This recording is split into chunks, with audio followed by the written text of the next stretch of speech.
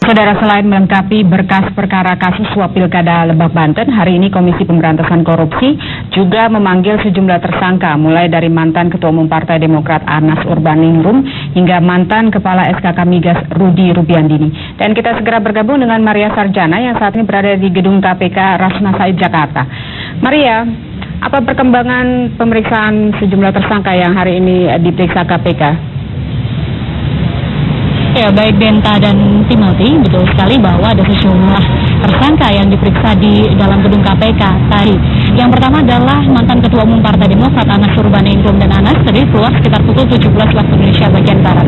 Dan saudara, saat Anas keluar tadi, Anas sempat menyatakan bahwa putra dari Presiden Susilo Bambang Yudhoyono yang bernama Edi Baskoro Yudhoyono atau Ibas memang layak untuk dipanggil atau dimintai keterangan oleh KPK karena saat Kongres tahun 2010 di Bandung, Ibas adalah steering committee atau orang yang menentukan apa isi Kongres tahun 2010, dan juga Ibas merupakan tim ses atau tim sukses dari calon lain dan dinilai Anas layak untuk dipanggil dan diperiksa oleh KPK.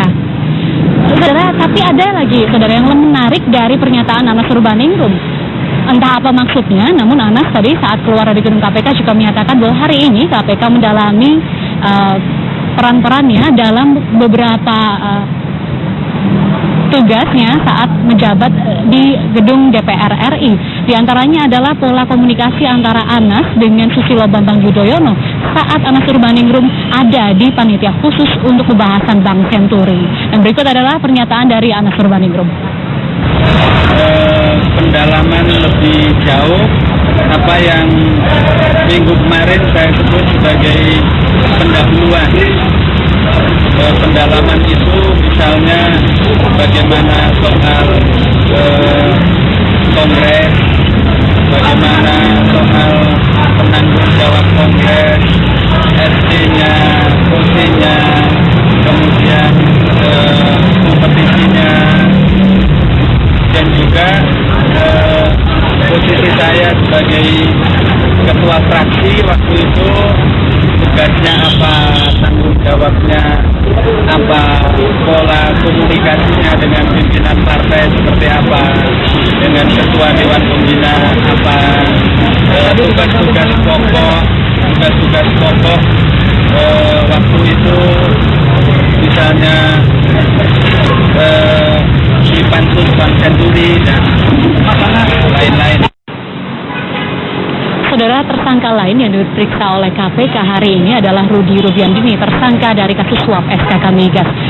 Dan tadi Rudy keluar dari gedung KPK sekitar pukul 15.30 waktu Indonesia bagian Barat, dan saat itu Rudy walaupun dengan tersenyum, saudara, masih ada tersirat di wajahnya bahwa ia cukup kecewa dengan pemeriksaannya hari ini.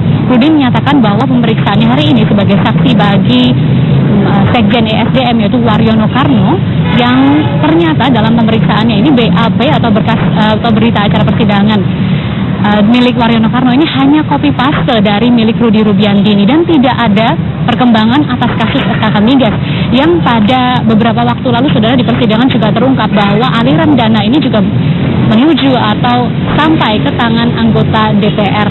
Bahkan diduga pula Menteri SDM Jero Wacik juga terlibat di dalamnya. Dan berikut adalah pernyataan dari Rudy Rubiandini. Saya barusan cuma diperiksa sebagai saksi Pak Waryono, tetapi isinya mengkopi BAP saya yang lama menjadi BAP saksinya Pak Waryono. Jadi tidak ada hal yang baru sampai hari ini. Jadi perkembangannya masih sama. Benar, Pak Waryono, Anda disalah.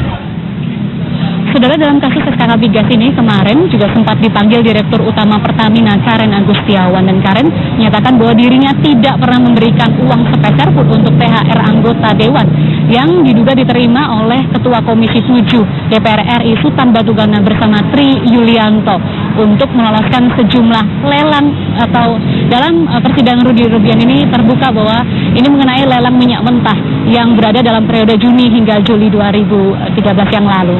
Sementara demikian, kembali kepada Anda, Denta dan juga Timothy. Terima kasih Maria Sarjana melaporkan langsung dari gedung KPK Jakarta. Kami akan segera kembali dengan informasi berikutnya, saudara. Seorang